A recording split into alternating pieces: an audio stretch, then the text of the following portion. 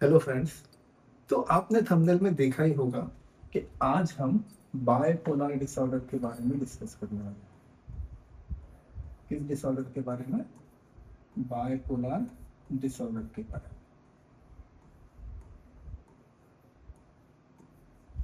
तो bipolar disorder होता क्या है, पहले यहाँ से हम शुरुआत करते हैं।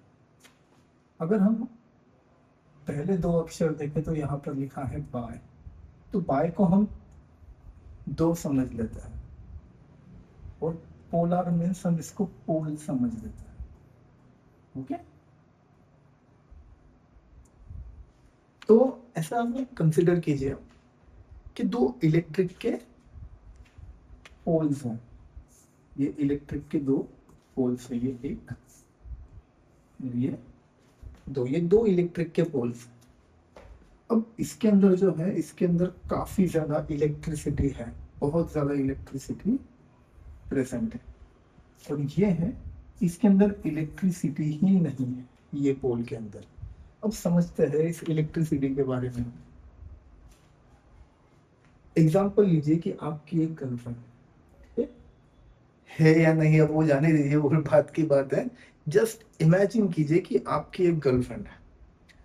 अब आज या एक दिन वो क्या बिहेव कर रही है? बेबी, मुझे आपसे बात करनी है, प्लीज मेरा फोन उठाओ, मुझसे बात करो। दो दो तीन तीन चार चार घंटे बात कर रही है, मतलब टॉक एक्टिव। मतलब क्या हो गया? टॉक एक्टिव हो गया, है ना। मुझे बहुत प्यार आ रहा है आपके ऊपर, एक्साइटमेंट, है ना।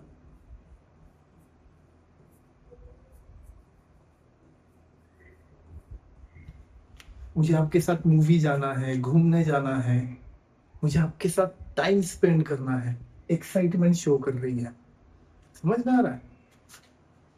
कुछ दिनों बाद, 2 दिन, 4 दिन, एक हफ्ता, 15 दिनों बाद क्या हो रहा है कि मैं आपसे बात करके बोर हो गई हूँ, मुझे ना इरिटेशन हो रहा है, तो मुझे बात नहीं करनी। मतलब स्पीच क्या हो गया यहाँ पर? डिक्रीज हो गया, है ना। मुझे आपसे बात नहीं करनी, मुझे अकेला रहना है। अकेला रहना है मतलब आइसोलेशन हो गया, है ना।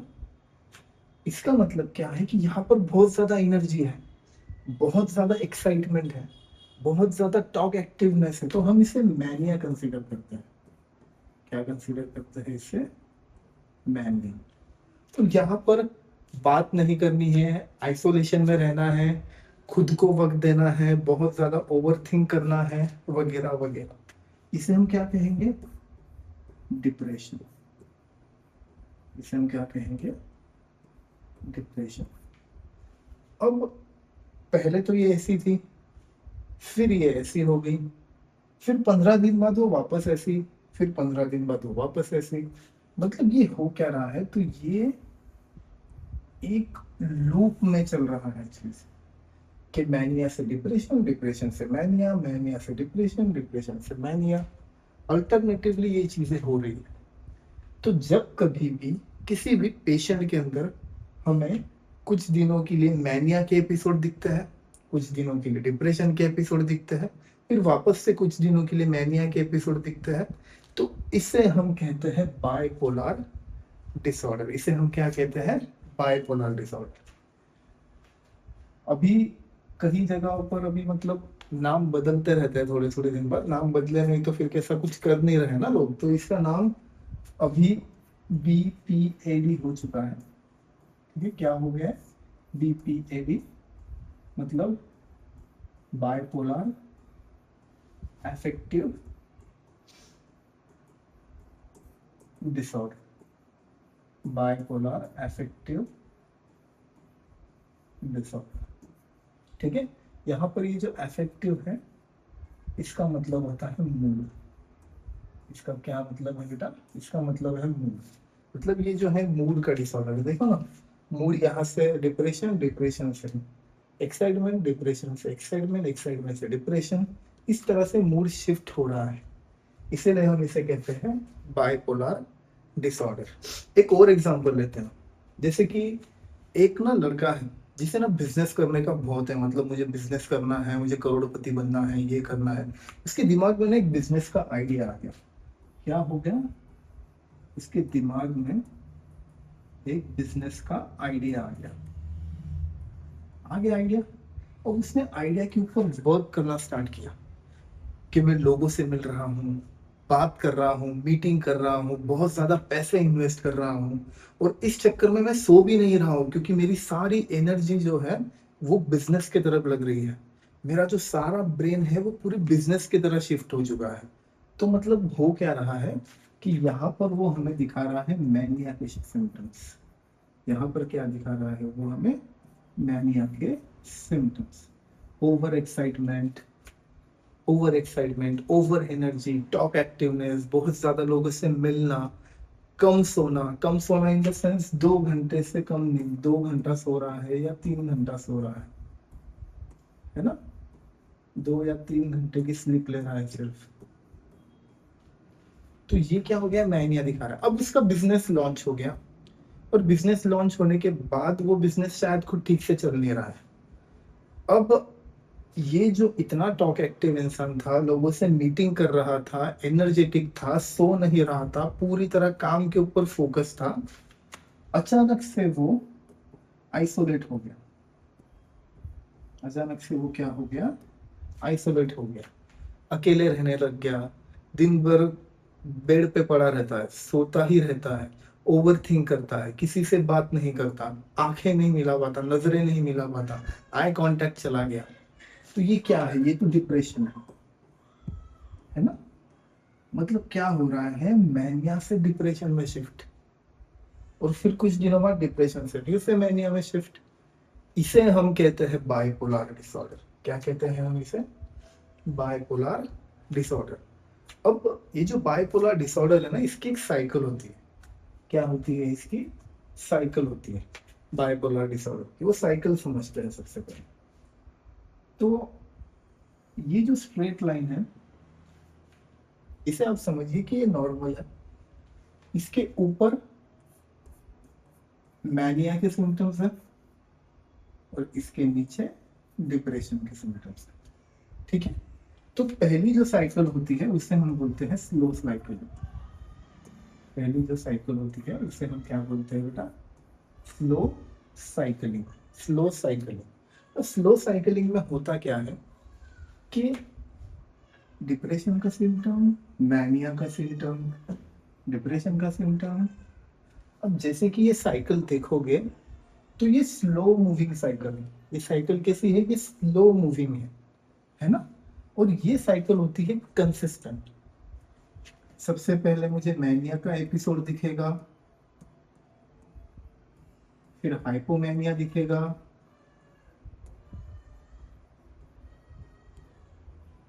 फिर डिप्रेशन दिखेगा,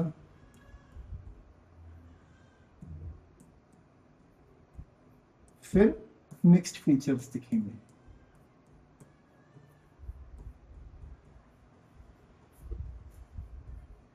यहां तक पहुंचने के बाद साइकिल फिर से इधर स्टार्ट होगी।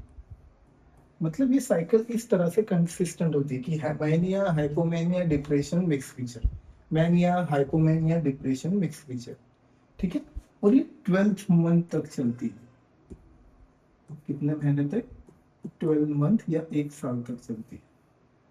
और कोई भी जो एपिसोड इसमें हो रहा है, जैसे कि मैनिक एपिसोड है, तो ये 1 या 1 महीने से ज्यादा तक रह सकता है।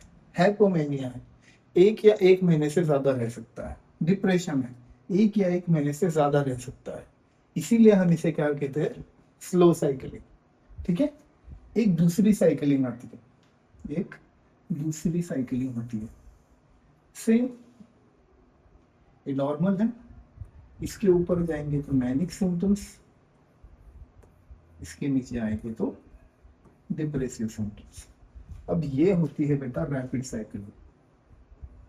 ये होती है रैपिड साइकिल। क्या कहते हैं इसे? रैपिड। देखो उसके नाम में ही लिखा है रैपिड साइकिल, मतलब ये कैसी साइकिल है? ये साइकिल है फास्ट।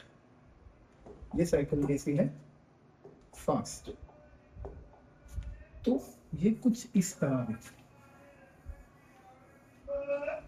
देख सकते हो ये साइकिल स्लो है, ये साइकिल फास्ट। अब इसमें होता क्या है, अभी जो रैपिड साइकिल है इसमें होते हैं दो टाइप्स। कितने टाइप्स होते हैं इसमें, दो टाइप्स होते हैं। फर्स्ट है ultra rapid cycling, ultra rapid cycling, और एक होता है अल्ट्रा डियर, एक होता है अल्ट्रा डियर। ठीक है, दो टाइप्स होते हैं रैपिड साइकिलिंग में, एक होता है अल्ट्रा रैपिड और एक होता है अल्ट्रा डियर। अल्ट्रा रैपिड जो साइकिल है उसके जो ये एपिसोड्स है, जैसे कि मैंने बताया कि यहाँ पर एपिसोड 1 महीने से ज्यादा रहता है, यहाँ पर जो एपिसोड है वो 1 महीने से कम दिखाई देता है। 15 दिन 20 दिन इस तरह से, कभी कभी 1 हफ्ता 2 हफ्ता इस तरह से हमें यहाँ पर एपिसोड्स दिखाई देते हैं। यहाँ पर हमने देखा कि एपिसोड कंसिस्टेंट थे, पहले मैनिया होगा, फिर हाइपोमैनिया, फिर डिप्रेशन, फिर मिक्स्ड फीचर, फिर वापस से मैनिया। ये साइकिल एक कंसिस्टेंट वे में फॉलो होती है। यहाँ पर वो साइकिल कंसिस्टेंटली फॉलो नहीं होती, कभी भी कोई भी फीचर्स हमें दिख सकते हैं। ठीक है, अल्ट्रा डीएन जो है, अल्ट्रा डीएन में कोई भी एपिसोड 24 आवर के अंदर ही शिफ्ट हो जाता है।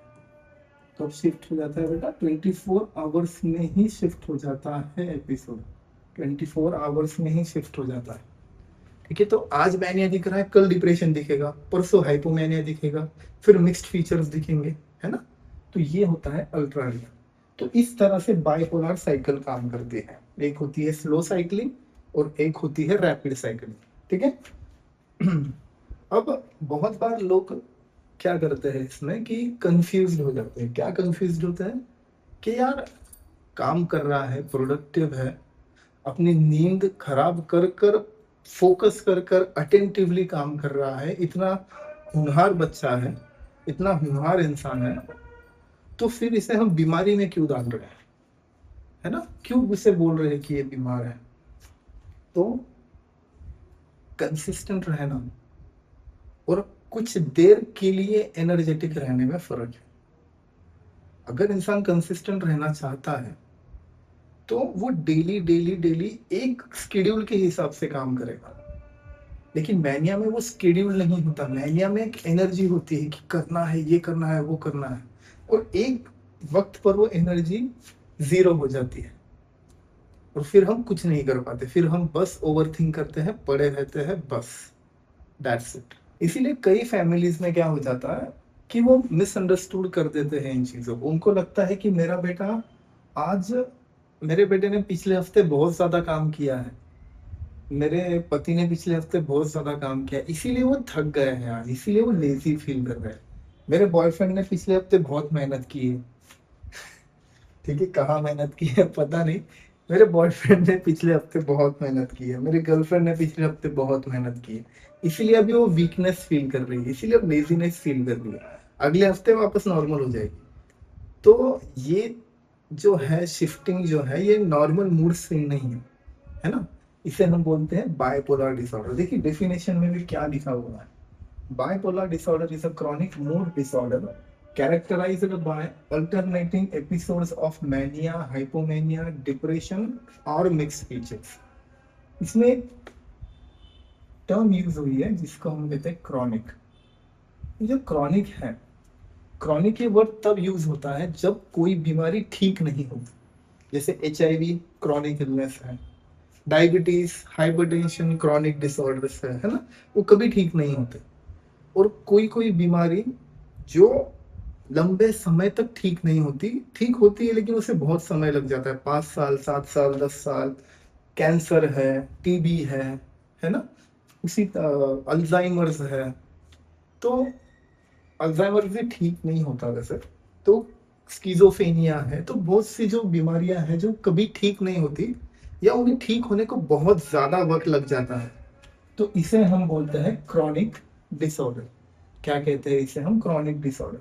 तो ये ऐसा क्रॉनिक डिसऑर्डर है जिसके अंदर हमको मैनिया, हाइपोमैनिया, डिप्रेशन और मिक्स फीचर अल्टरनेटिवली देखने मिलते हैं, है ना, जिसे हम क्या बोलते हैं बाइपोलर डिसऑर्डर। इसके अंदर क्या क्या एबनॉर्मल चेंजेस इन्वॉल्व है? तो सबसे पहले मूड चेंज हो जाता है, एनर्जी बहुत हाई हो जाएगी मैनिया में और बहुत लो हो जाएगी डिप्रेशन में। एक्टिविटी लेवल्स बदल जाती है, ठीक है। मैनिया में हम बहुत ज्यादा एक्टिव होते हैं, बहुत ज्यादा एनर्जेटिक होते हैं, हम सो नहीं पा रहे हैं, हम सिर्फ काम के अंदर फोकस है, प्रोडक्टिव है, मतलब मैनिया में एक्टिविटी लेवल हाई हो जाएगी। लेकिन नेक्स्ट एपिसोड जो डिप्रेशन का है वहां पर एक्टिविटी लेवल लो हो जाएगी, है ना। स्लीप, अगर मैनिया है तो मैं 2 घंटे से भी कम सो रहा हूँ, या 2 घंटे सो रहा हूँ, 3 घंटे सो रहा हूँ। डिप्रेशन है तो मैं तो बेड से उठ ही नहीं रहा, मेरी नींद 10 घंटे 15 घंटे की नींद है मेरी, है ना। बेड पे ही पड़ा हूँ, ओवर थिंक कर रहा हूँ, गिल्ट में जा रहा हूँ, what ever it will be. तो स्लीप में चेंजेस आते हैं, एबनॉर्मल चेंजेस। कॉग्निशन में चेंजेस आते हैं, हमारी सोच में चेंज आ जाता है। सोच में चेंज आ गया तो बिहेवियर में ऑटोमेटिकली चेंज आ जाता है। जो हम सोचते हैं वही हम बिहेव करते हैं, जो हम सोचते हैं वही हम करते हैं। मैंने पढ़ाई नहीं की तो मेरा हाथ लिख ही कैसे पाएगा एग्जाम में, है ना। तो कॉग्निशन यूज करके मैं पढ़ाई कर रहा हूँ, उस कॉग्निशन का यूज करके मैं एग्जाम में मेरे बिहेवियर से एग्जाम लिख रहा हूँ, है ना। सो ये एबनॉर्मल चेंजेस हमारे अंदर देखने हमें मिलते हैं। DSM-5 ICD-11 इनके हिसाब से भी डेफिनेशंस है, लेकिन मेन डेफिनेशंस कितने भी देख लो, 1000 डेफिनेशंस देख लो, एक ही चीज समझनी है, वो है कि alternating episodes of mania, hypomania, depression and mixed feature. Okay, ये भी वही बता रहा है। Mood disorder involving at least one manic episode often accompanied by depressive episode. A disorder marked by episodic disturbance in a mood and energy with manic, hypomanic or depressive episode. So ये सारे लोग हमें सेम ही चीज बता रहे हैं, बस authors अलग अलग है। Okay, author. Next, epidemiology. तो पूरी दुनिया में लाइफ टाइम प्रेवलेंस जो है ये 1 से 3%, 4% लोगों को ये बीमारी होती है, ठीक है। बाइपोलर के टाइप्स हम देखने वाले हैं, तो टेंशन मत लो। ये बाइपोलर 1 जो है, जो बाइपोलर का जो फर्स्ट टाइप है बाइपोलर 1 डिसऑर्डर, ये 1% लोगों को होता है, और जो 2 है वो 1% लोगों को होता है, ठीक है। और ये इक्वल प्रेवलेंस में, मतलब ये जो है ये भेदभाव नहीं करता, ये डिस्क्रिमिनेट नहीं करता कि मैं लड़कों में ज्यादा होऊंगा लड़कियों में कम होऊंगा, ऐसा नहीं है, ठीक है। इक्वल में है, मतलब अगर 100 पेशेंट हमें मिल रहा है तो 50 लड़कियां होगी और 50 लड़के हो गए, ठीक है। बाइपोलर 1 जो टाइप है, अब देखो यहाँ से डिस्क्रिमिनेशन होता है थोड़ा, हाँ। बाइपोलर 1 जो है ये मेल्स में ज्यादा होता है, और बाइपोलर 2 जो है ये फीमेल्स में ज्यादा होता है, बस। बाकी वो अगर हम बाइपोलर में कैलकुलेट करेंगे तो इट्स इक्वल, लेकिन बाइपोलर 1 मेल्स में ज्यादा है, बाइपोलर 2 फीमेल्स में ज्यादा है। एवरेज ऑनसेट ये लेट अडोलसेंस से लेके अर्ली अडल्टहुड तक होता है, मतलब 15 से लेके 30 साल की उम्र तक बाइपोलर होने के चांसेस है, और इस उम्र में थोड़े ज्यादा चांसेस है। ऐसा क्यों? अब जैसे कि ट्रॉमेटिक इवेंट्स अगर हम बात करें, ठीक है, जेनेटिक फैक्टर्स तो ठीक है, लेकिन हम अगर ट्रॉमेटिक इवेंट्स की बात करें, ट्रॉमेटिक इवेंट्स, अगर हम ट्रॉमेटिक इवेंट्स की बात करें तो बचपन में मुझे मेरे पेरेंट्स ने बहुत पीटा है, बिना वजह पीटा है। मैंने मेरे माँ बाप का डिवोर्स होते देख लिया मेरे आंखों के सामने। मेरा सिग्निफिकेंट लाइफ लॉस हो गया, मेरा घर चला गया, मेरे पेरेंट्स गुजर गए मेरे आंखों के सामने। मैं एक अनाथ आश्रम में पल रहा हूँ, है ना।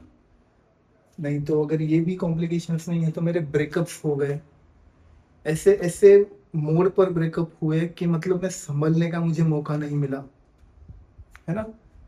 जो एग्जाम के लिए मैं बहुत ज्यादा उत्सुक था, प्रिपेयर था कि बस ये एग्जाम तो मैं क्रैक कर ही लूंगा, लेकिन उसके पहले ही कुछ ऐसे इंसिडेंसेस हो जाते हैं कि आप एग्जाम ही नहीं दे पाते, लॉस है आपका, है ना। आप रनर हो, बहुत तेज भागते हो, आपका एक सपना है कि मैं मेरे देश को गोल्ड मेडल जिता कर ही लूंगा, जिता कर लाऊंगा। लेकिन 3 साल 4 साल मेहनत करने के बाद एक दिन जब आप सिलेक्शन के लिए जा रहे थे, आपका एक्सीडेंट हो गया और आपके दोनों टांगे कट गई, चली गई। अब आप कभी भाग नहीं पाओगे। कितना बड़ा ट्रॉमा है ना। अब इन ट्रॉमास की वजह से different kind of mental illness में हो सकती है, जिसमें से एक बाइपोलर भी है। तो इस उम्र में जो ट्रॉमा हमें होता है, वो ट्रॉमा हमें बाइपोलर पे लीड कर सकता है। वो ट्रॉमा की वजह से हमें बाइपोलर हो सकता है। जैसे कि रेप हो गया, रेप होने के बाद हो सकता है। कोई बच्चों को बुली कर रहा है या सेक्सुअल असॉल्ट हो रहा है, इसकी वजह से बाइपोलर हो सकता है। तो देर आर मल्टीपल रीजंस। इसीलिए मेनली जो है 15 से 30 साल की उम्र में बाइपोलर होने के चांसेस ज्यादा है। ठीक है। और इसके अंदर जो है हाई सुसाइडल रेट्स है, हाई सुसाइड रिस्क है इसके अंदर, है ना। क्योंकि इसके अंदर दोनों एपिसोड्स हैं हमारे पास, एक मैनिया वाला भी है, एक डिप्रेशन वाला भी है। अब डिप्रेशन में मैं सोच रहा हूँ कि मेरी लाइफ में तो कुछ गोल बचा नहीं है, मेरी जिंदगी का तो कुछ मोल नहीं है, एकदम होपलेस हो चुका हूँ मैं, वर्थलेस है मेरी लाइफ, तो जी के क्या करूँ। अब मैं ये सोच रहा हूँ कंटिन्यू, एक हफ्ते से सोच रहा हूँ। I got a manic episode. अब मैनिया में तो मैं जो सोच रहा हूँ मैं करके निकल जाता हूँ, है ना। अब मेरा अगर यहाँ पर इमोशंस हाई है सुसाइड के लिए, तो मैनिया में तो मैं कर दूंगा, डिप्रेशन में भी मैं कर ही दूंगा सुसाइड। कि आइसोलेटेड हूँ, अकेला हूँ, तो चलो लटक ही जाते हैं, वैसे भी जी के क्या ही करूंगा, है ना। कभी कभी क्या होता है कि ये लोग सुसाइड का बहुत ट्राई करते हैं। ठीक है, कि मैं दूसरे माले से कूद जाता हूँ, तीसरे माले से कूद जाता हूँ, पंखे से लटक जाता हूँ, हाथ काट लेता हूँ, वगैरह वगैरह, ट्रेन के सामने आ जाता हूँ, बस के सामने आ जाता हूँ। लेकिन यहाँ पर भी चांसेस है कि तुम बच सकते हो।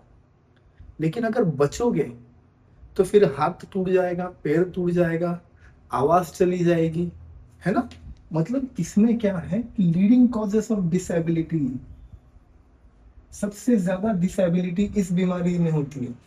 क्यों होती है? क्योंकि वो सुसाइड ट्राई कर रहा है। सुसाइड ट्राई करने की वजह से क्या होता है कि कभी कभी अगर इंसान बच जा रहा है तो उससे फिजिकल डिसेबिलिटी हो जाती है।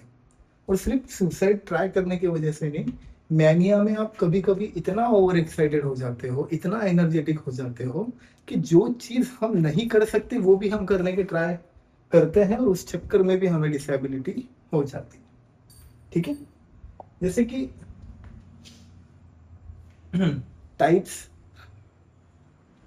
टाइप्स ऑफ, अब हम समझते हैं टाइप्स ऑफ बाइपोलर डिसऑर्डर। ठीक है। आपने वो एपिडेमियोलॉजी में देखा ही होगा कि दो टाइप्स तो है, टाइप 1, टाइप 2। तो टाइप 1 जो है डिसऑर्डर, टाइप 1 जो बाइपोलर डिसऑर्डर है, इसमें जो होता है, इसके अंदर होते हैं मैनिक एपिसोड। इसके अंदर क्या होते हैं? मैनिक एपिसोड्स, और मे बी डिप्रेसिव एपिसोड। मतलब डिप्रेशन के जो एपिसोड्स हैं वो यहाँ पर क्या होते हैं, कम होते हैं। यहाँ पर क्या होते हैं, कम होते हैं। सेकंड जो टाइप है ये इसके ऑपोजिट है। अब यहाँ पर जो है हाइपोमेनिया होता है, यहाँ पर क्या है, हाइपोमेनिया होता है। हाइपोमेनिया मतलब, मैनिया मतलब आपके अंदर एनर्जी 200% है, तो हाइपोमेनिया में 50% होगी, 60% होगी। मतलब आपके अंदर मैनिक सिम्टम्स है, लेकिन वो उतने ज्यादा इंटेंस नहीं है, उतने ज्यादा ओवर एग्जैजरेटेड या एनर्जेटिक नहीं है। ठीक है। तो ये हाइपोमेनिया है। लेकिन यहाँ पर आपको मेजर डिप्रेसिव डिसऑर्डर वाले सिम्टम्स दिखते हैं। मतलब मेजर डिप्रेशन के सिम्टम्स यहाँ पर आपको नजर आते हैं, मेजर डिप्रेशन के एपिसोड्स यहाँ पर आपको नजर आते हैं। इसके अंदर एक थर्ड टाइप होता है जिसे हम बोलते हैं साइक्लोथेमिक डिसऑर्डर, साइक्लोथेमिक डिसऑर्डर। साइक्लोथेमिक डिसऑर्डर जो है ये एक मूड डिसऑर्डर है। ये क्या है? ये एक मूड डिसऑर्डर है जिसके अंदर कंटिन्यूअसली आपका मूड बदलते रहता है। ठीक है, कंटिन्यूअसली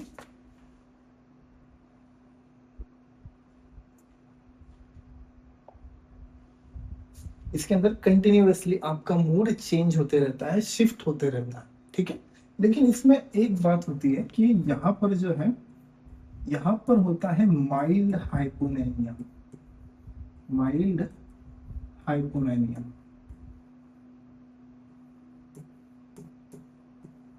मतलब मैनिया जो 200% ऑफ एनर्जी, हाइपोमेनिया मतलब 50 60 70% ऑफ एनर्जी, और यहाँ पर माइल्ड हाइपोमेनिया मतलब यहाँ पर ज्यादा एनर्जी भी नहीं है ना। मतलब हमें बहुत ही कम, बहुत ही ज्यादा कम हमें मैनिया देखने मिलता है। सिमिलरली हमें यहाँ पर माइल्ड डिप्रेशन देखने मिलता है। सिमिलरली हमें यहाँ पर क्या, माइल्ड डिप्रेशन देखने मिलता है। हाइपोमेनिया भी माइल्ड और डिप्रेशन भी माइल्ड। एक और टाइप होता है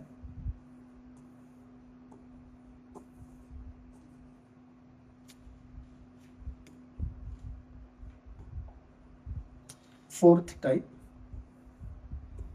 bipolar affective disorder due to substance और मेडिकेशन यूज। इसके नाम में ही मतलब लिखा हुआ है। बाइपोलर डिसऑर्डर किस वजह से हो रहा है आपको? सब्सटेंसेस की वजह से या ड्रग्स की वजह से या मेडिसिन जो भी आप दवाइयाँ लेते हैं। सब्सटेंसेस मतलब क्या? यहाँ पर ड्रग्स हो गए, जैसे कि कोकेन हो गया, हेरोइन हो गया, है ना, अल्कोहल हो गया, गांजा वगैरह जो कुछ भी है, ये सब्सटेंसेस है सारे। इन सब्सटेंसेस की वजह से अगर आपको ये वाले एपिसोड्स या ये वाले सिम्टम्स दिख रहे हैं, जैसे कि manic episode, depressive episode, hypomania, mixed features, तो मतलब इसे हम कहते हैं bipolar affective disorder due to substances और मेडिकेशन यूज। कोई सब्सटेंस या मेडिसिन के वजह से अगर आपको ये एपिसोड्स या ये डिसऑर्डर हो रहा है, तो हम उसे बोलते हैं ड्यू टू सब्सटेंसेस और मेडिकेशन यूज। एक फिफ्थ टाइप आता है due to other disorder, due to other disorders.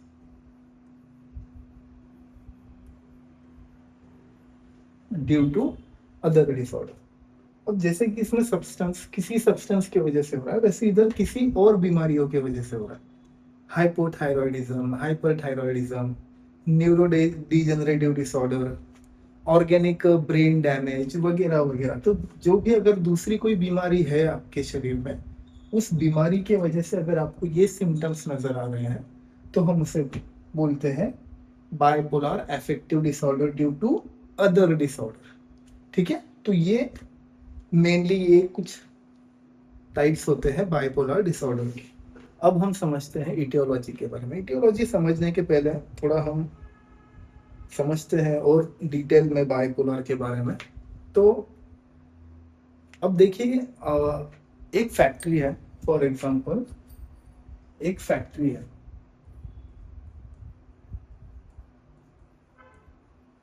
और उस फैक्ट्री के अंदर एक मशीन है। क्या है? इस फैक्ट्री के अंदर एक मशीन है। ठीक है, ये मशीन ना बॉटल्स बनाती है। क्या बनाती है मशीन? बॉटल्स बनाती है। कितनी बॉटल्स बनाती है? 100 बॉटल्स पर डे। कितनी बॉटल्स बनाती है? 100 बॉटल्स पर डे, है ना। ये उसकी कैपेसिटी, इतनी ही कर सकती है। लेकिन मैं क्या हूं? मैं थोड़ा लालची मालक हूं। ठीक है, मेरे अंदर बहुत लालच है। 100 बॉटल में तो मेरा कुछ हो नहीं रहा। ठीक है, मुझे चाहिए एटलीस्ट 300 बॉटल्स या 400 बॉटल्स। तो मैं क्या करता हूँ, ये मशीन से ओवर वर्क करवाता हूँ। क्या करवाता हूँ इस मशीन से, ओवर वर्क करवाता हूँ। ओवर वर्क की वजह से क्या होता है, मैं 400 बॉटल्स बना रहा हूँ, 400 बॉटल्स पर डे अब मैं बना रहा हूँ। ठीक है, 400 बॉटल पर डे अब मैं बना रहा हूँ। 1 दिन, 2 दिन, 3 दिन, 1 हफ्ते के बाद ये मशीन हो गई बंद। ठीक है, ये मशीन हो गई बंद, डिसफंक्शन पर आ गई मशीन। क्या हो गया, मशीन डिसफंक्शन पे आ गया, फंक्शन नहीं कर पा रही मशीन, बंद हो गई 1 हफ्ते बाद। और अब इसे 1 हफ्ता लगेगा, अब इसे और 1 हफ्ता लगेगा फंक्शन में आने के लिए, इसे एक और हफ्ता लगेगा फंक्शन में आने के लिए। तो ये मशीन की कैपेसिटी 100 बॉटल की है, मैंने उससे ज्यादा काम कराया, ज्यादा काम कराया मतलब ये हो गया आपका मैनिया, है ना। मैंने 1 हफ्ता बहुत ज्यादा काम किया और अब मैं काम ही नहीं कर पा रहा हूँ। मैंने मेरी एनर्जी इतनी ज्यादा यूज कर ली है, इतनी ज्यादा यूज कर ली है कि अब मैं कुछ कर ही नहीं पाऊंगा, अगले 1 हफ्ते तक मैं कुछ नहीं कर पाऊंगा। ये हो गया डिप्रेशन, ये हो गया डिप्रेशन, है ना। तो इस तरह से ये बीमारी काम करती है। हमारे ब्रेन की कैपेसिटी क्या है, हम उससे काम कितना करवा रहे हैं, और उससे अगर ज्यादा काम हो गया तो वो पूरी तरह से एग्जॉस्ट हो जाएगा और वो कुछ नहीं कर पाएगा। इस वजह से हम डिप्रेशन में चले गए। फॉर एग्जाम्पल, एक आप एग्जाम की प्रिपरेशन कर रहे हो, यूपीएससी, एमपीएससी, नीट हो, सीयूईटी हो, यूजीसी नेट हो, what ever it will be, जो भी एग्जाम की आप प्रिपरेशन कर रहे हो, प्रिपरेशन करने के बाद अब आपको पता है कि 1 महीने बाद मेरी एग्जाम है, पता है आपको कि 1 महीने बाद एग्जाम है, तो आप सो ही नहीं रहे। आप, मुझे 1 ही महीना एग्जाम के लिए मैं ये पढ़ लूंगा, वो पढ़ लूंगा, 2 घंटे 3 घंटे सो रहे हो, बस पढ़ रहे हो पढ़ रहे हो। 2 हफ्ते बाद, 3 हफ्ते बाद क्या हो जाएगा कि जो आप पढ़ रहे हो दिमाग में जाना बंद हो जाएगा। फिर आपको लगेगा यार मैं इतना सब कुछ पढ़ रहा हूँ, मैं भूल कैसे रहा हूँ, ये मेरे ब्रेन में स्टोर क्यों नहीं हो रहा है। और जब ये ख्याल ओवर थिंकिंग में बदलेंगे, आपका स्ट्रेस बढ़ जाएगा, एंग्जाइटी बढ़ जाएगी कि मैं पढ़ तो रहा हूँ लेकिन दिमाग में कुछ जा नहीं रहा, पढ़ तो रहा हूँ लेकिन कुछ हो नहीं रहा। वो डायरेक्टली आपको डिप्रेशन में शिफ्ट करेगा। तो जो आप 16, 17, 18 घंटे पढ़ रहे थे वो डायरेक्टली 2 घंटे पे आ जाओगे, वो भी नहीं, बाकी टाइम सोते रहोगे, है ना। तो इस तरह से बीमारी आगे बढ़ती है। तो सबसे पहला फैक्टर हम देखेंगे कि जिसकी वजह से ये बीमारी हमें हो सकती, वो है जेनेटिक लोडिंग। वो क्या है, जेनेटिक लोडिंग। नाम में ही लिखा हुआ है कि जेनेटिक लोडिंग है यहाँ पर, है ना। इसके नाम में ही लिखा हुआ है जेनेटिक लोडिंग। आपने एक मूवी देखा होगा स्पाइडरमैन, ठीक है। अब ये समझ लीजिए कि ये आपका एक डीएनए है और ये जो है ये आपका एक जीन है, ठीक है। अब होता क्या है स्पाइडरमैन के अंदर, उसमें एक शॉट है, जो स्पाइडरमैन जो फर्स्ट मूवी था ना, तो उसको ना मकड़ी काटती है, और मकड़ी काटने के बाद क्या होता है कि वहां पर स्क्रीन के ऊपर दिखाया जाता है कि ये वाले तो स्ट्रैंड्स हट गए, उसकी जगह दूसरे आ जाते हैं। ये हो गया नया वाला जीन, है ना। और फिर ऐसे ही मल्टीपल जीन्स तैयार होते जाते हैं, ऐसे ही क्या होते हैं, मल्टीपल जीन्स तैयार होते जाते हैं, ठीक है। तो नॉर्मल ह्यूमन बींग से वो स्पाइडरमैन बन जाता है, नॉर्मल ह्यूमन बींग से वो क्या बन जाता है, स्पाइडरमैन बन जाता है ना। इसी तरह से जेनेटिक वो लोडिंग होती है ना। मतलब यहाँ पर क्या हो रहा है कि शायद आपके पेरेंट्स हो, मम्मी पापा, जिनको ये बीमारी हो, और उनकी बीमारी के वजह से ये बीमारी आपके अंदर ट्रांसफर हो, और ये जो डिसऑर्डर वाले जिन है ये मल्टीप्लाई होना चालू हो जाए, जिसकी वजह से लोड बढ़ जाएगा। नॉर्मल जीन नॉर्मल, लेकिन मल्टीप्लाई कौन से जीन हो रहे हैं, जिसमें डिसऑर्डर है ना। तो आपको डिसऑर्डर हो जाएगा, है ना। ट्रॉमेटिक इवेंट्स हो रहे हैं, जैसे कि यहाँ पर ट्रॉमेटिक इवेंट भी पकड़ सकते हो आप। जेनेटिक्स सिर्फ हमारे इनहेरिटरी जो पेरेंट्स से आ रहे हैं उनके वजह से चेंज नहीं होते, जो इन्वायरमेंटल फैक्टर है उसके वजह से भी चेंज होता है। एक लड़की है जो सबसे हंस के मिलती है, हंस के बात करती है, फ्रेंडली है, बहुत अच्छी लड़की है। एक दिन उसका रेप हो जाता है। अब वो किसी से हंस के बात ही नहीं कर पाएगी, किसी से मिलजुल ही नहीं पाएगी। फ्रेंडली बिहेवियर तो छोड़ो, मतलब वो घर से बाहर निकलना भी उसके लिए मुश्किल हो जाएगा। उसका जेनेटिक्स चेंज हो गया, और ये चेंज होने के वजह से वो बीमारी तरफ जा सकती है। किसी के साथ सेक्सुअल असॉल्ट हो रहा है, किसी के साथ बुली हो रहा है, किस बच्चे को कोई मार रहा है, किसी के लाइफ में ट्रॉमेटाइजिंग इवेंट हो रहे हैं, तो ये हमारी कोडिंग को बदलते रहता है और वो कोडिंग मल्टीप्लाई करते रहता है ना, जिसकी वजह से जेनेटिक लोड बढ़ जाता है, और वो लोड बढ़ने की वजह से वो लोड जहां बढ़ रहा है वो बीमारी हमें होती है। ओके, नेक्स्ट है न्यूरोट्रांसमीटर का इम्बैलेंस। नेक्स्ट क्या है हमारे पास, न्यूरोट्रांसमीटर का इम्बैलेंस। डोपामिन नाम का एक हार्मोन है, डोपामिन का डिसरेगुलेशन हो गया। तो डोपामिन अगर मेरा हाई है, डोपामिन अगर मेरा हाई है तो ये मुझे मैनिया के एपिसोड देगा।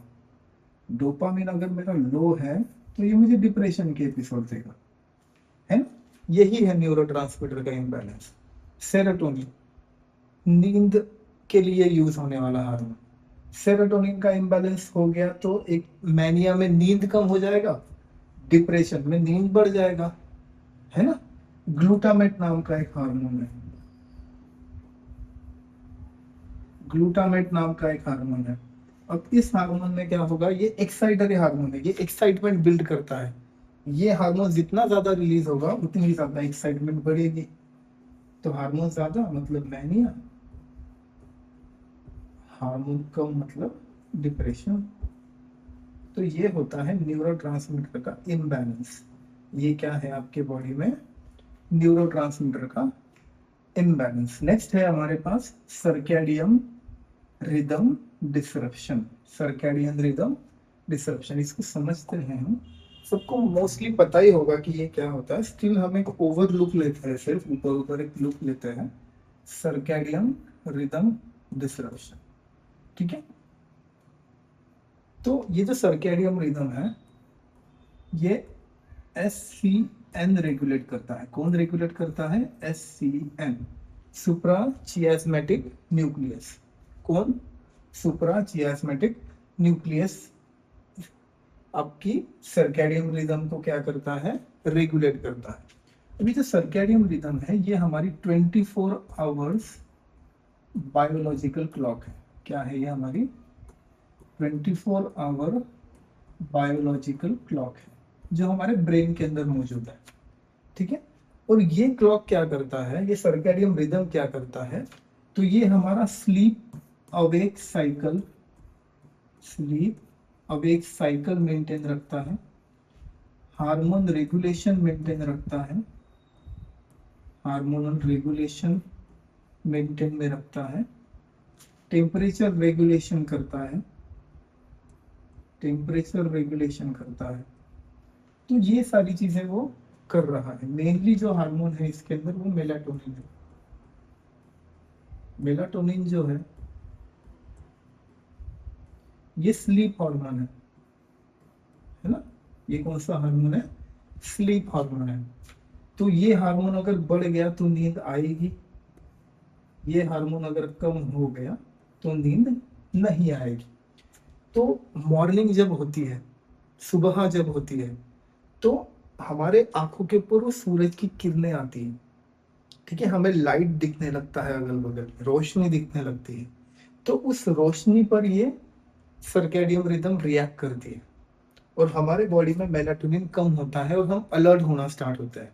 जैसे जैसे जैसे जैसे रात होती है हमारा एग्जॉस्शन होता है, स्ट्रेस बढ़ता है ना, जिसकी वजह से क्या होता है, मेलाटोनिन बढ़ने लगता है और वो कहता है कि अभी आपको नींद की जरूरत है ना।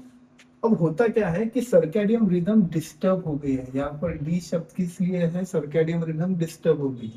सर्कैडियन रिदम डिस्टर्ब हो गई मतलब आप कभी भी सोओगे कभी भी उठोगे या तो सोओगे ही नहीं, है ना, जिसकी वजह से हार्मोनल इम्बैलेंस हो जाएगा।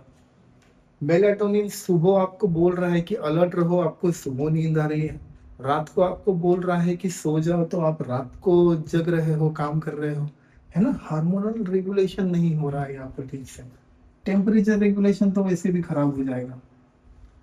इसका मतलब सर्कैडियन रिदम अगर आपकी ठीक नहीं है तभी भी आपको चांसेस है कि बाइपोलर डिसऑर्डर हो सकता है, सर्कैडियन रिदम डिस्टर्बन। नेक्स्ट है ब्रेन स्ट्रक्चर एबनॉर्मेलिटीज। ब्रेन के स्ट्रक्चर में एबनॉर्मेलिटीज आ गई, चाहे एक्सीडेंट की वजह से हो, चाहे बर्थ के वक्त हो, है ना, चाहे कोई ट्यूमर हो गया हो, what ever it will be, जिसके वजह से आपको ब्रेन के स्ट्रक्चर में थोड़ा एबनॉर्मेलिटीज आ गई है। नेक्स्ट है साइकोलॉजिकल फैक्टर्स। ठीक, सबसे पहला फैक्टर है स्ट्रेस सेंसिटिविटी। देखिए, स्ट्रेस जो है हमें रिक्वायर्ड है डेली लाइफ। आप बोलोगे सर ये क्या बात है, स्ट्रेस कैसे जरूरी है, समझो इस चीज को थोड़ा। अगर आपकी लाइफ में स्ट्रेस नहीं है आप कोई भी काम नहीं कर पाओगे। ठीक है, हम इसको भी एक लाइन में समझते हैं कि यहाँ पर तो हाई है और यहाँ पर तो लो है। ठीक है, अगर आपका स्ट्रेस इस लाइन में चल रहा है, इस लाइन में चल रहा है, तो आप काम कर पाओगे। आपको पता है कि मेरा 1 महीने बाद पेपर है, तो आप टाइम टेबल बनाओगे, टाइम टेबल के हिसाब से स्टडी करोगे। मुझे 1 हफ्ते बाद रिपोर्ट सबमिट करनी है, तो आप प्लान करोगे, रिपोर्ट बनाओगे, रिपोर्ट सबमिट करोगे। वो स्ट्रेस है जिसकी वजह से आप कर रहे हो। ठीक है, मुझे घर पे आना है और मुझे बच्चों को ट्यूशन पढ़ानी है, मुझे कॉलेज जाना है, कॉलेज जाकर बच्चों को पढ़ाना है, घर पे आकर खाना बनाना है, ये डेली लाइफ स्ट्रेस है। और अगर डेली लाइफ स्ट्रेस नहीं है आपको तो आप काम ही नहीं कर पाओगे, है ना। फिर कोई कोई होते हैं कि मुझे तो स्ट्रेस नहीं, चलो जो होगा देखा जाएगा, जो होगा देखा जाएगा, तो ये लो वाले होते हैं। और हाई वाले मतलब बहुत ज्यादा, अरे बाप रे मैं कैसे कर पाऊंगा, मैं कर भी पाऊंगा या नहीं कर पाऊंगा, यार मुझसे तो नहीं हो पाएगा, वगैरह वगैरह, तो ये हाई स्ट्रेस वाले। अब ये जो नॉर्मल स्ट्रेस है यहाँ पर, जो हमारी डेली लाइफ में होता है, वो डेली लाइफ का स्ट्रेस भी हम नहीं ले पाते, इसीलिए इसे बोलते हैं स्ट्रेस सेंसिटिविटी। कि मैं कोई भी स्ट्रेस नहीं ले सकता, कोई भी स्ट्रेस नहीं ले सकता। और अगर मेरे पास स्ट्रेस सेंसिटिविटी है तो मुझे बाइपोलर डिसऑर्डर हो सकता है। ठीक है, इमोशनल डिसरेगुलेशन। इमोशनल डिसरेगुलेशन का मतलब, फॉर एग्जाम्पल किसी की मौत हो गई है, हम सब गए हुए हैं वहां पर, और मैं अचानक से मुझे एक जोक याद आ गया और मैं हंसने लग गया, जोर जोर से हंसने लग गया, ऐसे मुंह पे हाथ रख के हंसने लग गया। अगल बगल के लोग एम्बेरस हो जाएंगे कि यार ये क्या है, मतलब मौत में आया है और ये मतलब सही नहीं है ये चीज ना। मतलब मैं इमोशंस को रेगुलेट ही नहीं कर पा रहा हूँ, वहां पर हंसना ये नॉट अ गुड इमोशंस, है ना। तो इमोशनल डिसरेगुलेशन मतलब मैं मेरे इमोशंस को रेगुलेट नहीं कर पा रहा हूँ, कहाँ कौन से इमोशंस शो करना है मुझे नहीं पता, कब हंसना है, कब रोना है, कब फ्रस्ट्रेट होना है, कब इरिटेट होना है, मुझे नहीं पता। इसके वजह से कई सारी एम्बैरेसमेंट आपके सामने आ सकती है। ठीक है, तो ये हो गया इमोशनल डिसरेगुलेशन। ट्रॉमा तो कई सारे बता दिए मैंने अभी तक, तो एग्जांपल में आपको ट्रॉमा तो बहुत सारे बता दिए।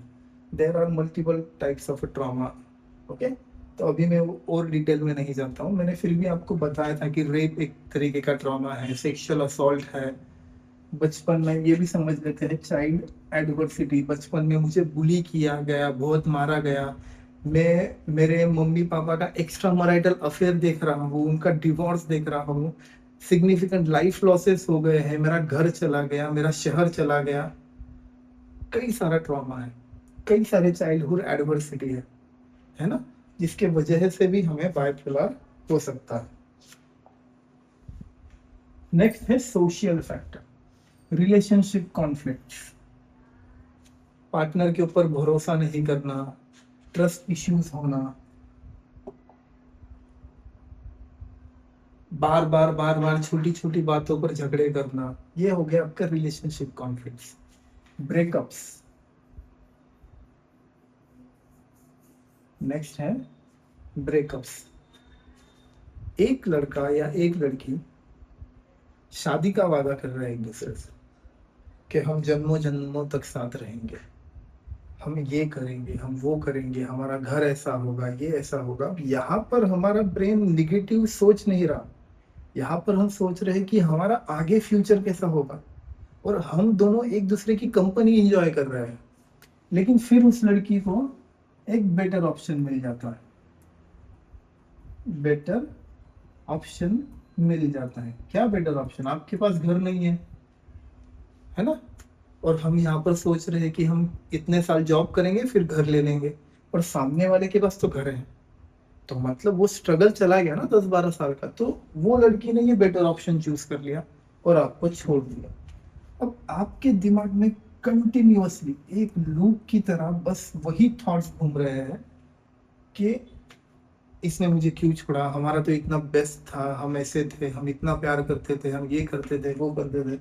तो ये ब्रेकअप्स की वजह से भी आपके अंदर बाइपोलर हो सकता है। आप कभी एकदम हाई एनर्जेटिक हो जाओगे कि चल इसने छोड़ दिया तो छोड़ दिया, अब मैं देखो मैं कुछ करके दिखाऊंगा, मैं ये करूंगा, मैं वो करूंगा। और जैसे जैसे रात आती है, जैसे जैसे आप अकेले हो जाते हो, फिर से यार इसने मुझे क्यों छोड़ा, इसने मुझे छोड़ दिया, अब मुझे जीने का मतलब ही नहीं है, मैं तो वर्थलेस हूँ, मैं तो होपलेस हूँ, मैं कुछ नहीं कर पाऊंगा। मतलब मैनिया डिप्रेशन दोनों साथ में एक साथ हो रहा है ना। तो ब्रेकअप्स की वजह से भी आपको ये डिसऑर्डर हो सकता है। Academic pressure. एकेडमिक प्रेशर का मैंने एग्जांपल दे दिया कि आप UPSC, MPSC, NEET, CUET, PG, UG, UGC, जो भी एग्जाम दे रहे हो, आप एक वक्त पर इतना पढ़ाई करने लगते हो कि 2 घंटा सो रहे हो, 3 घंटा सो रहे हो, 18, 19, 20 घंटा पढ़ रहे हो। इतनी कैपेसिटी नहीं है ब्रेन की जितना आप उसको यूज कर रहे हो। मशीन का एग्जांपल दिया था मैंने, है ना। नहीं है मशीन के अंदर कैपेसिटी, तो आप ज्यादा यूज करोगे तो एक दिन बाद वो मशीन बंद पड़ जाएगी। फिर उसे रिकवर होने को 1 हफ्ता लगेगा, 2 हफ्ता लगेगा, depending upon your mental capacity, है ना। तो उस चक्कर में भी आपको मैनिया और डिप्रेशन के अल्टरनेटिव एपिसोड देखने मिल जाता है, उसकी वजह से भी आपको बाइपोलर हो सकता है। Okay. Financial stress. Financial stress में हम समझते हैं कि यहाँ पर मैंने बिजनेस डाला और बिजनेस में मुझे लॉस हो गया, तो मुझे सिमिलर काइंड ऑफ एपिसोड्स हो सकते हैं। मेरा जो घर है वो चला गया, है ना। तो मेरे पार्टनर ने मुझे धोखा दे दिया, ठीक है। मेरे शेयर मार्केट में जो पैसे थे सारे के सारे पैसे डूब गए। तो फाइनेंशियल स्ट्रेस के वजह से भी आपको बाइपोलर और मैनिया हो सकता है। नेक्स्ट होता है स्लीप डिप्रीवेशन। नींद अगर कम हो रही है आपकी, उसकी वजह से भी आपको ये डिसऑर्डर हो सकता है।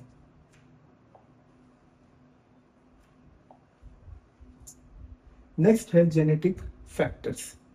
नेक्स्ट रीजन क्या है? Genetic factors. First degree relatives. First degree relatives मतलब आपके मम्मी और आपके पापा। अगर आपके मम्मी और पापा में से किसी को भी बाइपोलर डिसऑर्डर है, या दोनों को भी बाइपोलर डिसऑर्डर है, तभी भी दैट इज तभी भी चांसेस है, 40 to 60% चांसेस है कि आपको ये वाली बीमारी हो सकती है, ठीक है। नेक्स्ट है हायर इन मोनोजाइगोटिक ट्विंस। अब मैं यहाँ पर डिटेल में नहीं जाऊंगा, इतना आप समझ सकते हो कि ट्विंस में होने के चांसेस। मोनो मोनोजाइगोटिक जो ट्विंस होते हैं, ये एक ओवम है और इसको एक स्पर्म ने फर्टिलाइज कर दिया,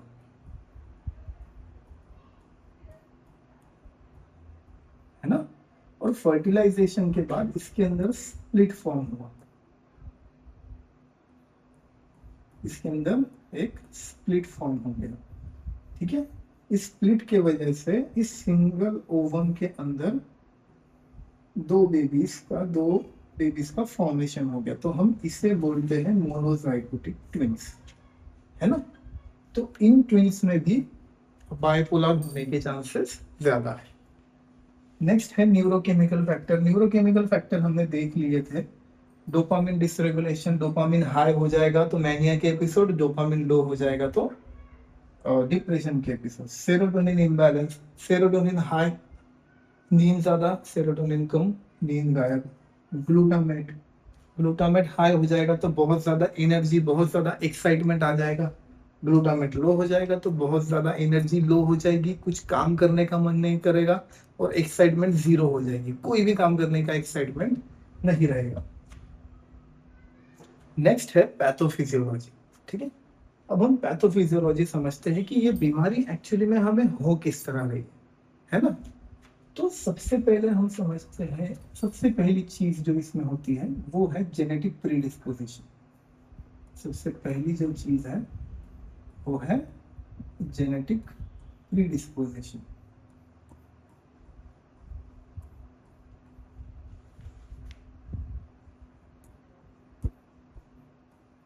जेनेटिक प्रीडिस्पोजिशन या इनहेरिटरी प्रीडिस्पोजिशन।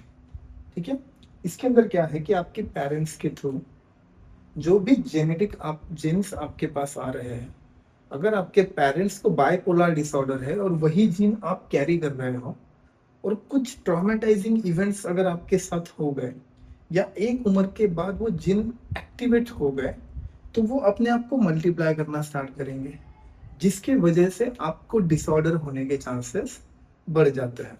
ठीक है, तो ये जेनेटिक प्रीडिस्पोजिशन हो गया कि वो जो जीन्स है जिसके वजह से डिसऑर्डर होने वाला है वो मल्टीप्लाई होना स्टार्ट हो गए, वो बढ़ना स्टार्ट हो गए, जिसकी वजह से क्या होगा, न्यूरोट्रांसमीटर्स में इम्बैलेंस आ जाएगा। क्या होगा, न्यूरो ट्रांसमीटर्स में इम्बैलेंस आ जाएगा।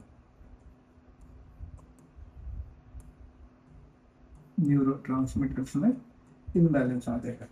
क्या इम्बैलेंस आएगा, मैंने बताया था आपको। डोपामिन अगर हाई हो रहा है तो मैनिया, लो हो रहा है तो डिप्रेशन, है ना। सेरोटोनिन हाई हो रहा है तो बहुत ज्यादा नींद आएगी, लो हो रहा है तो नींद नहीं आएगी, है ना। तो लो हो रहा है तो डिप्रेशन, हाई हो रहा है तो मैनिया। तो इस तरह से हमारा न्यूरोट्रांसमीटर का क्या हो गया, इम्बैलेंस हो गया। न्यूरो सेरोटोनिन अगर हाई हो रहा है तो वो है मैनिया, लो हो रहा है तो डिप्रेशन। ठीक है, तो ये एक न्यूरोट्रांसमीटर में आपका इम्बैलेंस आ जाता है। ठीक है, अब न्यूरोट्रांसमीटर में इम्बैलेंस आ गया, आप ठीक से सो नहीं पा रहे, आपका मूड सही नहीं है, इसकी वजह से क्या होता है, आपकी सर्कैडियन रिदम डिस्टर्ब हो जाती है। क्या होता है, आपका सर्कैडियन रिदम डिस्टर्ब हो जाता है। सर्कैडियन रिदम अगर डिस्टर्ब हो गया तो ये क्या करता है, आपका H P A axis activate कर देता है। एच पी ए एक्सिस को क्या करता है, एक्टिवेट कर देता है। एच पी ए एक्सिस मतलब हाइपोथैलेमिक पिट्यूटरी एड्रेनल एक्सिस। तो ये एक्सिस को एक्टिवेट कर देता है। ये एक्सिस क्या करता है, आपके बॉडी में स्ट्रेस हार्मोन रिलीज करता है। स्ट्रेस हार्मोन जो कि है कॉर्टिसोल, कॉर्टिसोल रिलीज करता है। ठीक है, कॉर्टिसोल एकदम हाई अमाउंट में ये रिलीज कर देता है। कॉर्टिसोल एकदम हाई अमाउंट में ये रिलीज कर देता है। प्लस इतने में ही ये शांत नहीं होता,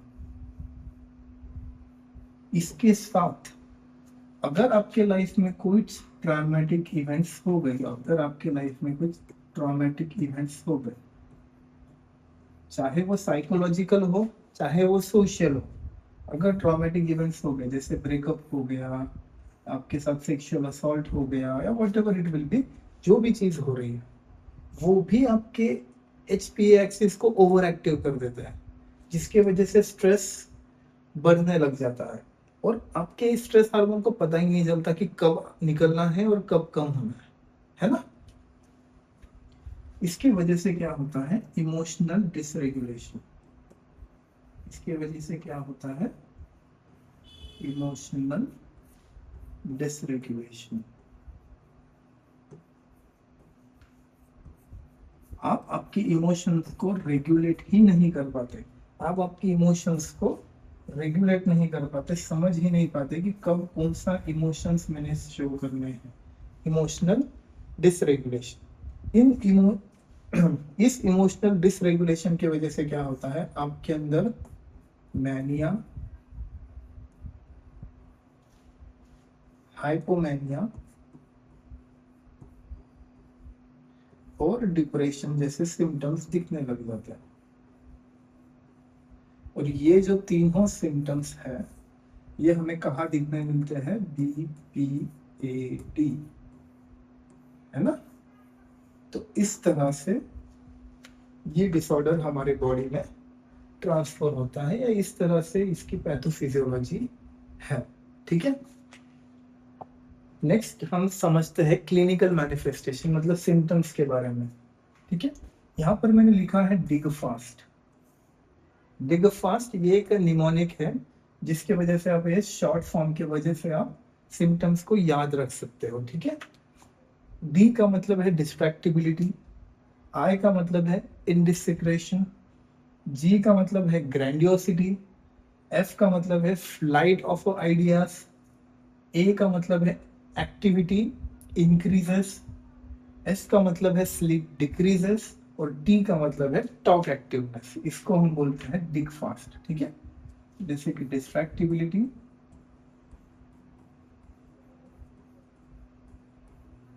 मतलब हम बहुत ज्यादा डिस्ट्रैक्ट हो जाएंगे, इंडिसिक्रेशन,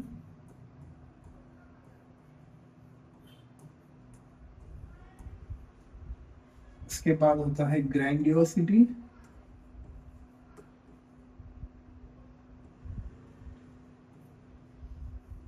मतलब मेरे पास कुछ है नहीं लेकिन मैं लोगों को बताऊंगा कि यार मेरे पास तो बहुत है, मेरे पास रहने के लिए घर नहीं लेकिन मैं बताऊंगा मेरे पास बंगला है, गाड़ी है, ये है, वो है, ग्रैंडियोसिटी, है ना। देन होता है flight of ideas,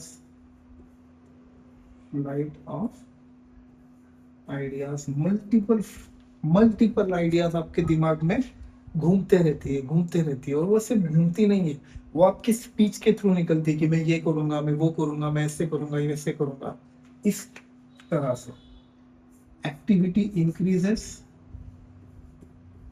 activity increases, S मतलब स्लीप डिक्रीजेस और टी का मतलब होता है टॉक एक्टिवनेस।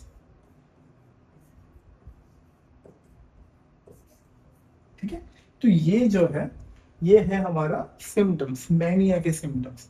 ठीक है, अगर इस तरह से नहीं याद रखने तो एक एक सिंगल सिम्टम्स भी मैंने यहाँ पर दिया हुआ है, जैसे कि एलिवेटेड मूड है, इरिटेबिलिटी है, इंक्रीज्ड एनर्जी है, डिक्रीज्ड स्लीप है, एक्सेसिव कॉन्फिडेंस है।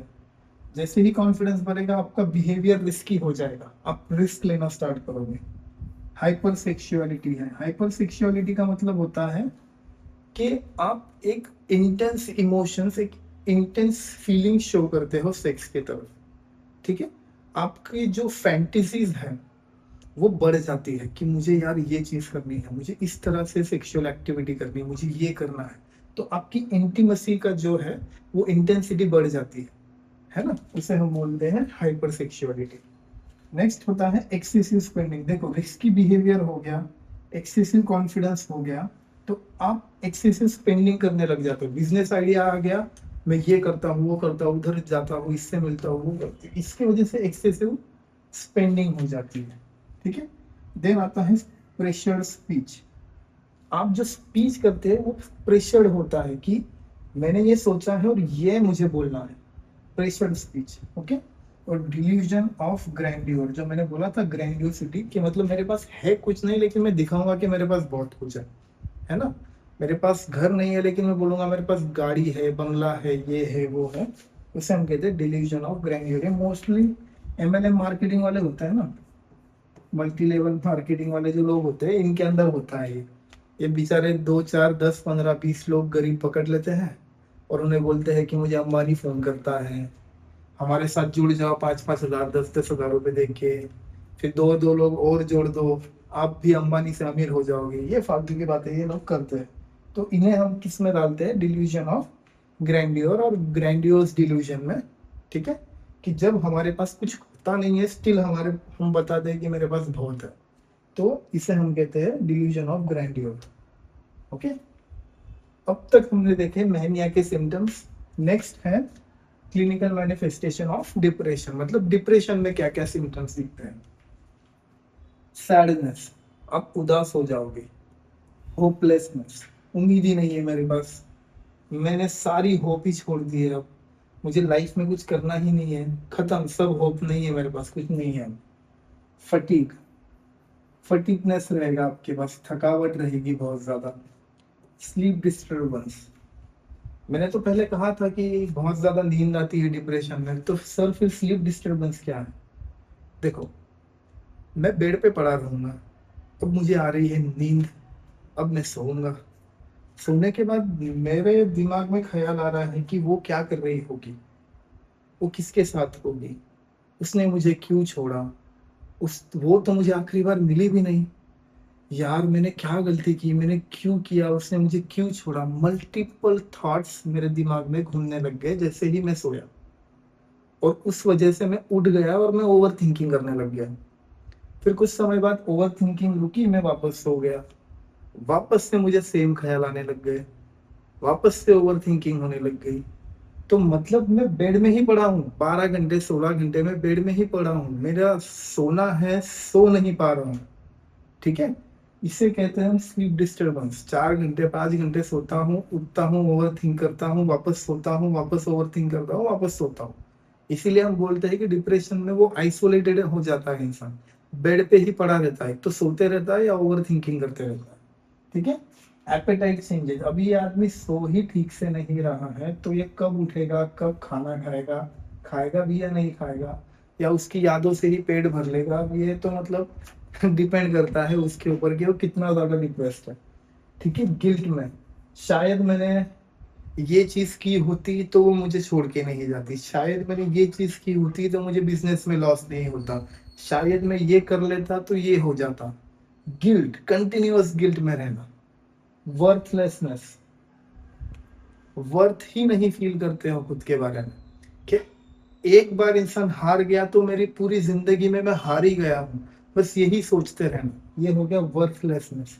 सुसाइडल आइडिएशन, अब अगर मैं बार बार ओवर थिंक कर रहा हूँ, मैं गिल्ट में जा रहा हूँ, मुझे मेरी जिंदगी से कुछ उम्मीद ही नहीं है, एकदम वर्थलेस फील कर रहा हूँ, तो मरने के अलावा मेरे पास ऑप्शन ही क्या बचा?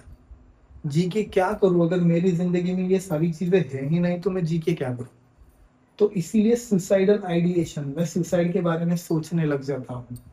एंड देन होता है साइकोमोटर रिटार्डेशन, जो आपकी साइकोमोटर एक्टिविटी है ना, आपकी मूवमेंट्स है वो स्लो हो जाती है, आई कांटेक्ट नहीं कर पाते, मतलब जो भी साइकोमोटर एक्टिविटी वो रिटार्डेड हो जाती है, वो कम हो जाती है, आई कांटेक्ट नहीं, हैंड मूवमेंट्स नहीं, स्पीच स्लो हो जाती है, ठीक तरह से बोल नहीं पाते, है ना, कॉन्फिडेंस लो हो जाता है वगैरह वगैरह, तो ये साइकोमोटर रिटार्डेशन है, ठीक है। यहाँ पर मैंने देखो कुछ इमेजेस लगाई है, जैसे कि ये गिल्ट का है, ये सैडनेस का है ना, ये होपलेस है, ये आदमी तो मतलब वर्थलेस फील कर रहा है, ये देखो ये सुसाइडल आइडिएशन है यहाँ पर, है ना, ये वर्थलेस है ना। तो इस तरह से डिप्रेशन में हमें सिम्टम्स देखने मिलते हैं, और ये है मिक्स्ड फीचर। अब मैंने कई दफा टर्म यूज किया, डेफिनेशन के पहले इंट्रोडक्शन में भी मैंने बताया कि मिक्स्ड फीचर, है ना। तो सर मिक्स्ड फीचर क्या होती है? मिक्स्ड फीचर तो बताया ही नहीं आपने।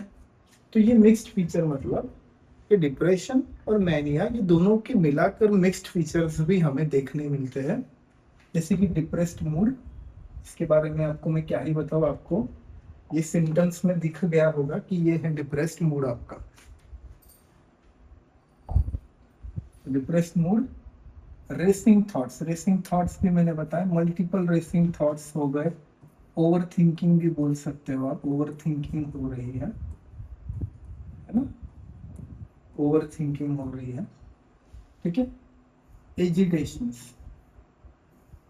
अभी यहाँ पर क्या होता है, साइकोमोटर रिटार्डेशन, है ना, गिर जा रहे motor activities.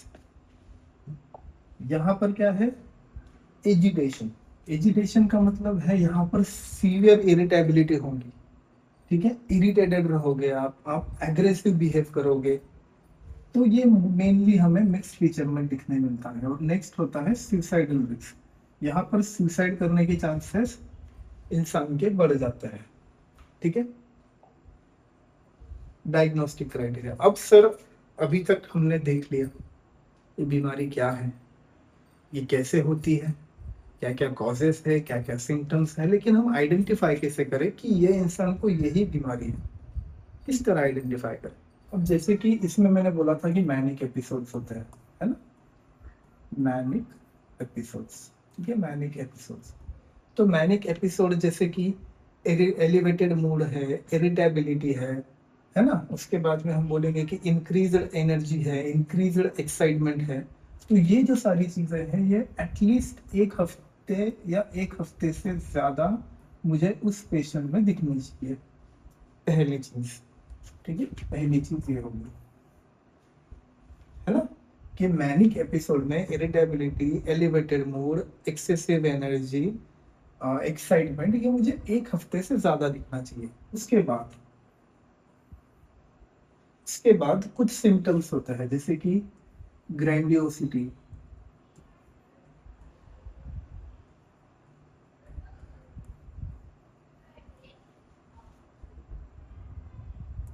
Decreased sleep,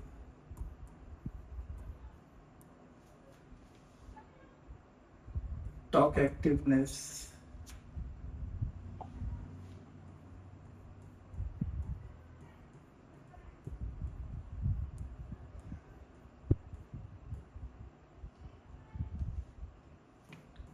flight of ideas, डिस्ट्रैक्टिबिलिटी,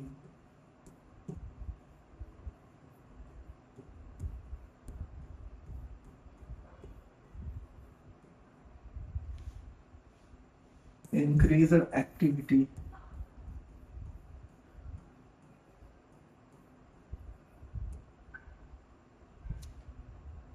risky behavior,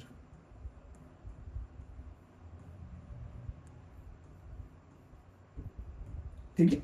तो ये जो सिम्टम्स है इनमें से एटलीस्ट 3 सिम्टम्स या उससे ज्यादा सिम्टम्स मुझे दिखने चाहिए। तो पहला क्या दिखना चाहिए कि मैनिक एपिसोड में elevated mood, irritable behaviour, over excitement, over energy, ये एक हफ्ते या एक हफ्ते से ज्यादा तक मुझे दिखना चाहिए। इन सारे सिम्टम्स में से 3 या 3 से ज्यादा सिम्टम्स मुझे दिखने चाहिए। तो ये हो गया diagnostic criteria for a manic episode. Hypomania में भी ये सेम चीज है, लेकिन हाइपोमैनिया में जो है, हाइपोमैनिया में एटलीस्ट 4 दिन दिखने चाहिए। हाइपोमैनिया में ये जो सिम्टम्स है ये 4 दिन के लिए मुझे दिखने चाहिए, ठीक है। तो मैनिया हो गया, हाइपोमैनिया हो गया। अब डिप्रेशन में क्या है कि मुझे डिप्रेशन में क्या है कि डिप्रेस्ड मूड, उसके बाद में लॉस ऑफ इंटरेस्ट, स्लीप का इंक्रीज हो जाना, फटीग बढ़ जाना, गिल्ट होना और सुसाइडल थॉट्स आना। इनमें से मेरे पास 3 सिम्टम्स दिखने चाहिए, 3 या 3 से ज्यादा सिम्टम्स डिप्रेशन में दिखने चाहिए, ठीक है। तो इस तरह के जब एपिसोड्स हम देख पाते हैं किसी पेशेंट पे, तब हम उसे डायग्नोस कर पाते हैं बाइपोलर अफेक्टिव डिसऑर्डर में। तब हम उसे डायग्नोस कर पाते हैं बाइपोलर अफेक्टिव डिसऑर्डर में। अब बाइपोलर में कभी कभी क्या होता है कि कुछ कुछ लड़के ना मैनिक डिसीजन ले लेते हैं। मैनिक डिसीजन मतलब किसी लड़की को पसंद किया और उससे फौरन शादी के लिए प्रपोज कर दिया, 2 दिन 4 दिन, 1 हफ्ता 2 हफ्ते में शादी के लिए प्रपोज कर दिया, और उतने ही कम टाइम में या उतने ही क्विकली वो लड़की उनको छोड़ के भी चली जाती है ना। देन वो डिप्रेशन में आ जाता है। अब ऐसा तो मतलब हर लड़का कर देता है, हम उसे मैनिक डिसीजन नहीं बोल सकते, उसे हम कह सकते हैं कि लड़के ज्यादा ट्रस्ट कर लेते हैं किसी पर भी। जैसे मैंने भी किया था किसी पर ट्रस्ट, तो मैं ये नहीं कह सकता कि मुझे मैनिया है ना। वो एक ट्रस्ट फैक्टर है तो ठीक है, लेकिन ट्रस्ट तोड़ना और उस ट्रस्ट तोड़ने के वजह से जब हम ओवरकम नहीं कर पाते, जो ब्रेकअप्स के बाद हम ओवरकम नहीं कर पाते, कंटिन्यूअस ओवर थिंकिंग में होते हैं, गिल्ट में चले जाते हैं, वर्थलेस फील करते हैं, देन ये अप डाउन हो सकता है कि मैनिया डिप्रेशन, जिससे हमें बाइपोलर हो सकता है और हम इस तरह से उसे डायग्नोस कर सकते हैं। ठीक है, अब मैंने कहा था कि इसमें सुसाइड का रिस्क ज्यादा है, तो सुसाइड का रिस्क कैसे पता चलेगा? तो ये रिस्क फैक्टर्स है सुसाइड के, कि प्रीवियस अटेम्प्ट, अगर उसने पहले ट्राई किया है मतलब वो आगे भी ट्राई करेगा, तो ये चीज दिमाग में रखनी है। मिक्स्ड एपिसोड मैंने जब आपको बताए थे, देखो मिक्स्ड एपिसोड या मिक्स्ड फीचर्स जब मैंने बताए थे तो उसके अंदर बताया था कि सुसाइडल रिस्क है ना? तो मिक्स्ड एपिसोड्स में हमें याद रखना है कि अगर पेशेंट के अंदर मिक्स्ड एपिसोड्स दिख रहे हैं तो उस वक्त पेशेंट को हमें ज्यादा केयर करना है, ज्यादा ध्यान रखना है, क्योंकि वहां पर सुसाइडल रिस्क हाई है। सब्सटेंसेस अब्यूज, ठीक है, शराब पी रहे हो, दारू पी रहे हो, सिगरेट पी रहे हो, जिसकी वजह से भी नशा हो रहा है हमें, ठीक है, नशा होने की वजह से क्या होता है कि हमें हमारे ब्रेन के ऊपर कंट्रोल नहीं होता। आप ऑलरेडी डिप्रेस्ड हो या आपको मिक्स्ड फीचर्स शो हो रहे हैं आपके अंदर, और उसके अंदर आपको ख्याल आ रहे हैं कि मैं मर जाता हूँ, मेरी लाइफ का कोई वर्थ नहीं है, मैं होपलेस हूँ, मैं ऐसा हूँ, मैं वैसा हूँ, मैं मर ही जाता हूँ।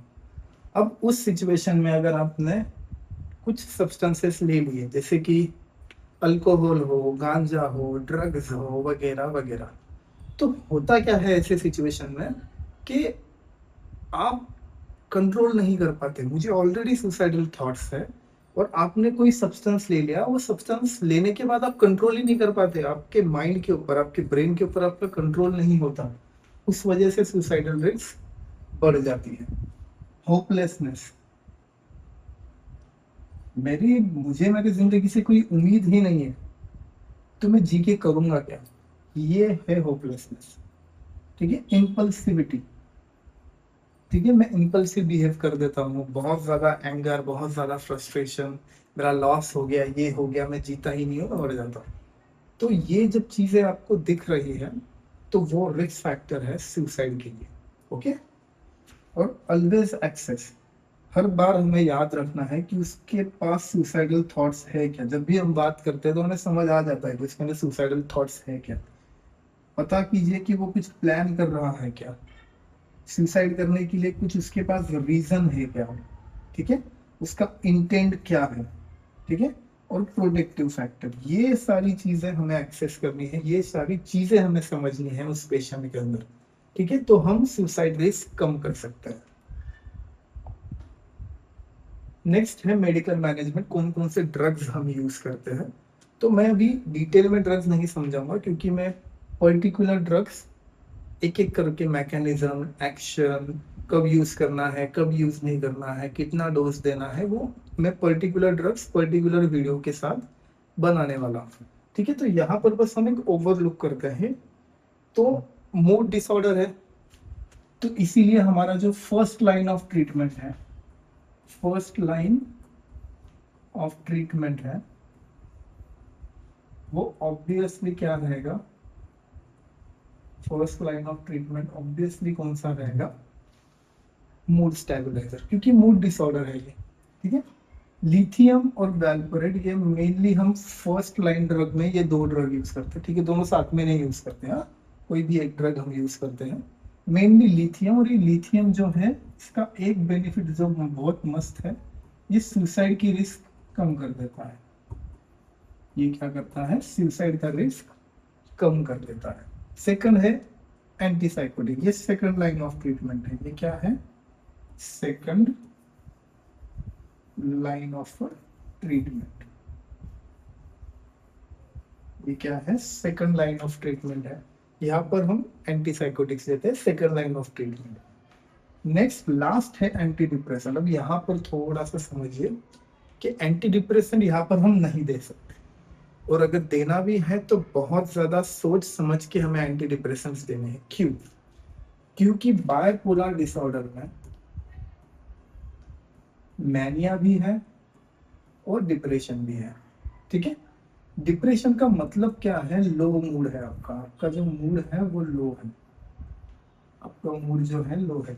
एंटी डिप्रेशन क्या करेंगे? आपका मूड हाई कर देंगे, और अगर हाई हो गया तो मैनिया के एपिसोड दिख सकते हैं। एंटी डिप्रेशन क्या करेंगे कि वो आपका मूड एलिवेट कर देंगे ना, और मूड अगर एलिवेट हो गया तो मैनिया दिख जाएगा। तो मैनिया के सिम्टम्स जो ऑलरेडी है वो ज्यादा हाइपर हो जाएंगे, वो ज्यादा इंटेंसिफाई हो जाएंगे। इसीलिए हमें एंटी डिप्रेशन देते समय थोड़ा सोच समझ के देने होते हैं, है ना, या तो फिर कॉशियसली देने होते हैं, है ना। क्यों? तो वो रीजन आपको पता है। इसके साथ में हम सपोर्टिव ट्रीटमेंट क्या देते हैं, ठीक है। तो पहला है cognitive behavioural therapy. Cognitive behavioural therapy में हम कॉग्निटिव रिस्ट्रक्चरिंग करते हैं, उसका जो कॉग्निशन है, उसके जो सोच का तरीका है, हम उसे बदलते हैं, ठीक है। उसका बिहेवियरल चेंज करते हैं, है ना, कि भाई तू 16-16 घंटे सो रहा है, मत सो, चल तेरा हम स्केड्यूल बनाते हैं, उस स्केड्यूल के हिसाब से काम कर, ठीक है। मतलब तेरा बिहेवियर एक लाइन अप पर आएगा, तू चीजें ठीक तरह से कर पाएगा। साइको एजुकेशन देते हैं हम उसे, साइको एजुकेशन देते हैं। साइको एजुकेशन में हम उसके फैमिली को एजुकेट करते हैं कि ये बीमारी क्या है, उसको एजुकेट करते हैं, फ्रेंड्स को एजुकेट करते हैं कि ये इस तरह से सिम्टम दिखा सकता है, फिर हमें क्या करना है, ये सिम्टम्स में हमें क्या करना है, उसके साथ कैसे बर्ताव रखना है, कैसे बात करनी है, ताकि उसके सिम्टम्स एलिवेट ना हो, है ना। उसके बाद होता है interpersonal and social rhythm therapy. ये एक सिंपल शब्द में अगर मैं बताऊं तो ये आपका एक रूटीन प्लान है। ये क्या है? आपका एक रूटीन प्लान है कि आपकी लाइफ में रूटीन नहीं रही, मैनिया रहेगा तो आप सो नहीं रहे, 2 घंटे सो रहे हो, 3 घंटे सो रहे हो, मतलब क्या रूटीन है? डिप्रेशन है, सेम है कि आप ज्यादा सो रहे हो तो भी क्या रूटीन है, क्या काम कर रहे हो। तो आपकी लाइफ को एक ट्रैक पर लेके आना है, चेकलिस्ट बनानी है कि दिन में ये 15 काम है। सुबह 7 बजे उठना है, 9 बजे ऑफिस जाना है, योगा करना है, जिम करना है, ये काम करने हैं, बुक्स पढ़नी है, अपने आप को बिजी रखना है, और कम से कम 8 से 9 घंटे सोना है। मतलब मैं क्या कर रहा हूँ यहाँ पर? एक रिदम बना रहा हूँ, सोशल रिदम थेरेपी या इंटरपर्सनल थेरेपी, जिसमें हम उसके लिए एक रूटीन प्लान कर रहे हैं, जिसकी वजह से उसका जो ध्यान है इस रूटीन पर लगा रहे, इधर उधर ना जाए, है ना। देन होता है फैमिली फोकस्ड थेरेपी, ठीक है। फैमिली के ऊपर हम फोकस करते हैं, फैमिली के इन्वायरमेंट के ऊपर हम फोकस करते हैं कि ट्रॉमेटाइजिंग इवेंट कैसे हम कम कर सके, किस किस से ट्रॉमा एक्टिवेट होता है वो चीज़ें कैसे कम कर सके। तो वो वाली चीज़ें हैं, माइंडफुलनेस बेस्ड अप्रोच है, ठीक है।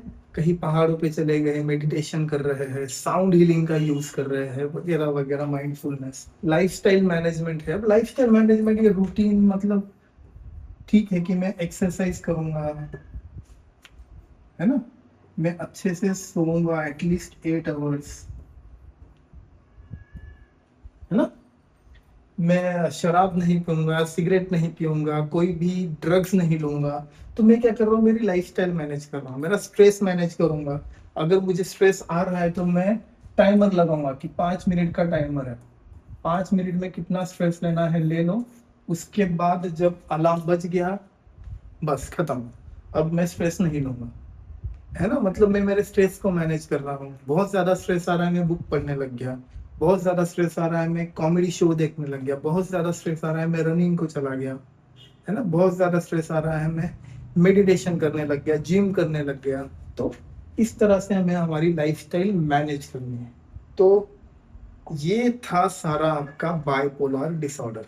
ये क्या था आपका? सारा बाइपोलर डिसऑर्डर। इसमें हमने सारी चीजें समझने की कोशिश की कि ये बीमारी होती कैसे है, डिफाइन किस तरह की जाती है, कॉजेस क्या है, साइन एंड सिम्टम्स क्या है, पैथोफिजियोलॉजी क्या है, डायग्नोस किस तरह करना है, और ट्रीटमेंट क्या क्या है, ठीक है। आगे आने वाले लेक्चर्स में हम और भी डिसऑर्डर्स कवर करेंगे, ठीक है। तब तक के लिए थैंक यू।